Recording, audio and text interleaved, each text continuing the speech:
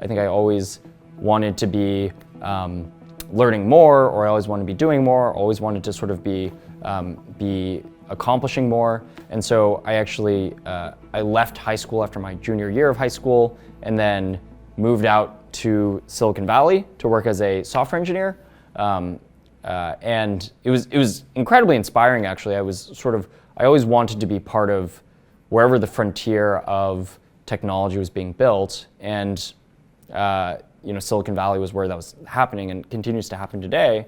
I remember I moved into a sort of a crappy apartment in Mountain View, and actually for the first, I think it was like 3 or 4 months of living there, I slept in a sleeping bag, so I wasn't like good at being an adult, but I was a software engineer at this company.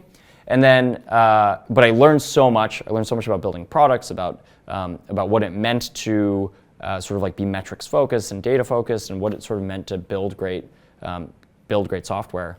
And then that's when I was inspired by AI. I sort of saw it in my daily work, and I was like, AI is really cool. And I went back to MIT, and then the rest is history. After about a year of MIT, I dropped out to start Scale.